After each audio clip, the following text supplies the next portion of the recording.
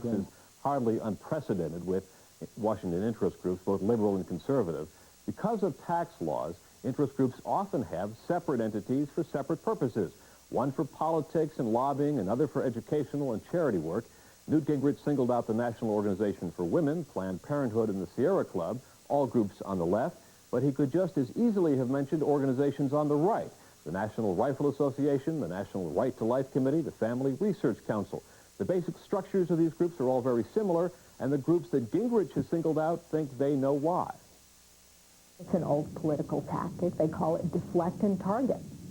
When you're being attacked, you take the criticism, you deflect it away from yourself, and you try to target it to somebody else. Kim Gandy is Executive Vice President of the National Organization for Women. We've not had any difficulty at all telling the difference between charitable funds and charitable purposes and political funds and political purposes. The line, in my opinion, is very clear, and I think it's outrageous that he's made those kinds of allegations. As far as the Internal Revenue Service is concerned, the distinctions are critical. You've heard about 501c3 and 501c4 organizations. The designations refer to the tax code, and the difference is important. We asked a tax law expert, Frances Hill, at the University of Miami Law School, to explain. A 501c3 organization is what most people think of when they think of a charity. Contributions to it are deductible as a charitable contribution deduction. But in return for that, it may only engage in enumerated activities such as education. This university is a 501c3, or a hospital may be a 501c3 because it's charitable. It may not engage in politics, and that's the only organization that's absolutely prohibited from supporting or opposing a candidate for public office.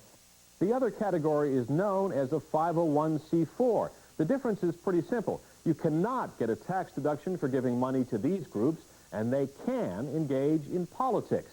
Speaker Gingrich argues that he's not the only one in Congress who has blurred the lines. The Black Caucus has a 501c3. The members who are voting have a 501c3. But the Congressional Black Caucus also claims Gingrich is misleading the public, that its membership is like any other caucus on the Hill, the caucus of Republican freshmen, for example. There is a Congressional Black Caucus Foundation, a separate educational organization in a townhouse on Capitol Hill. Its attorney insists there is no legal connection. The caucus members do serve on the foundation board. The Congressional Black Caucus Foundation is a separate and distinct organization. The foundation is not directed, it is not controlled in any manner by members of Congress. So what's the difference between what these other groups do and what Speaker Gingrich did? According to the Ethics Committee, Gingrich had a sophisticated knowledge of how these organizations are supposed to work, and he knew, or should have known, that he was pushing the ethical envelope. Again, tax lawyer Frances Hill. Yes, he used an organization that seemed to have no purpose other than enhancing the prospects of the election of Republicans.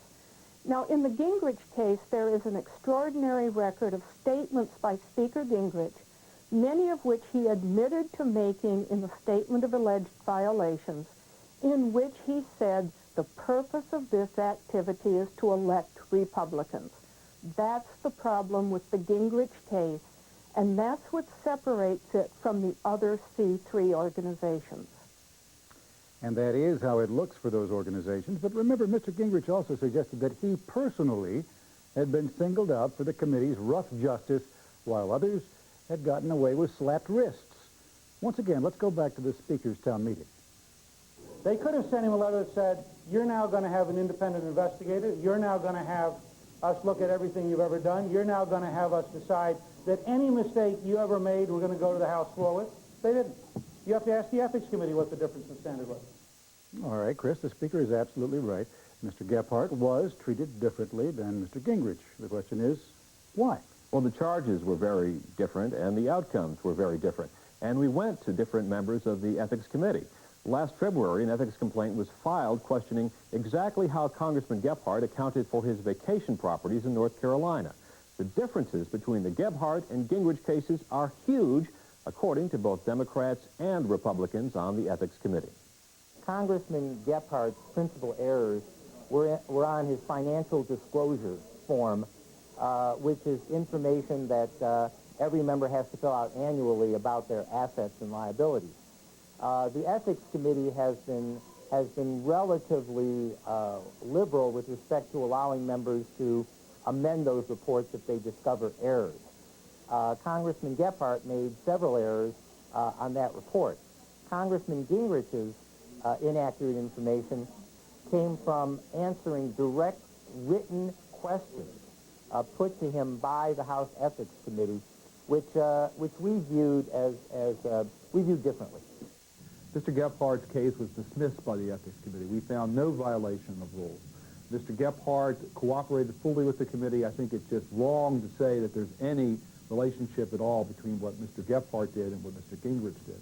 I might also point out that we have a memorandum that suggests that this may be part of a Republican strategy to try to use complaints against Democratic leaders to distract from the Gingrich case. So it's very disappointing that they would bring that matter up at this point.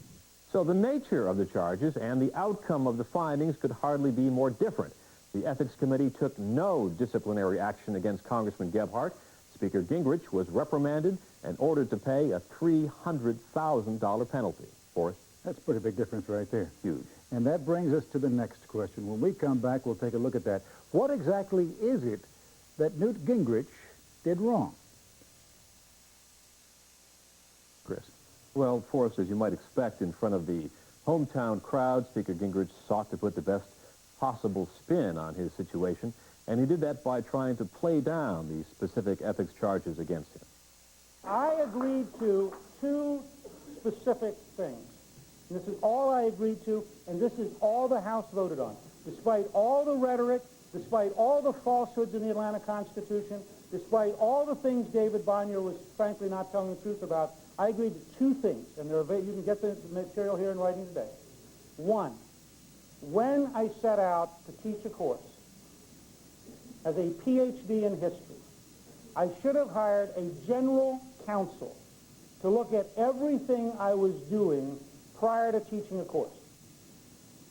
Two, when I did hire a law firm, I should have reviewed more carefully the material they wrote. It is not that simple. On this vote, the ayes are 395.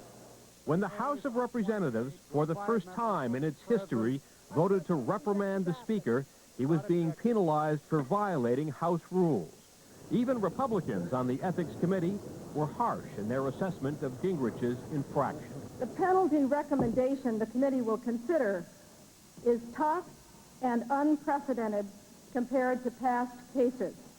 The committee's decision will be guided by its belief that the Speaker of the House must be held to the highest ethical standards.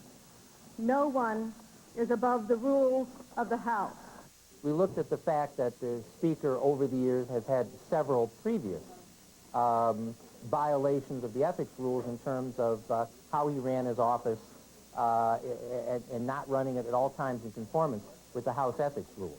So that's true as far as the penalty goes.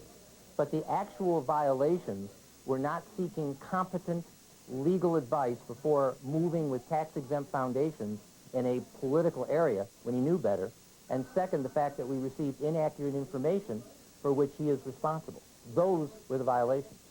As for the Speaker's argument that he merely failed to check up on the work of his lawyer, the lawyer has said the material was provided only with Mr. Gingrich's prior review and approval. And the Ethics Committee concluded that the Speaker, not his lawyer, was responsible for inaccurate letters that Gingrich submitted. The Speaker was not involved, near as we can tell, at any point in the preparation of these two latter letters that were not accurate, but they were shown to him. And he did sign off on them, and he is responsible to the House for the errors that are in them. Mr. Gingrich read the letters in question, that he had an opportunity after we pointed out to him the inaccuracies to correct the record, and he didn't correct the record, so there's quite a bit of personal accountability here on behalf of Mr. Gingrich. And that goes to the heart of the Speaker's problems. It was his admission that he gave his colleagues wrong information Intentionally or not, it led to his reprimand and the unprecedented $300,000 penalty. And that is a point the Speaker somewhat conveniently failed to mention on Saturday. Forrest? You know, Chris, everybody's being careful what they call the $300,000. Now, is it a fine? Is it a penalty? Is it a reimbursement? Is it a donation? What is it? Well, technically, it's a reimbursement for the extra money that the committee had to spend because Gingrich did hand over this misleading information. Now, some of this is Orwellian semantics. It's like saying a revenue enhancement is not a tax. The fact is, it's a $300,000 penalty, and the committee set it so high in order to send a very tough, specific message. Chris Bury, thanks very much for working through a very tough subject. Now, when we began this broadcast, we told you some of the results of the latest ABC News poll. What do Americans think about the Gingrich affair? Another look at that when we come back.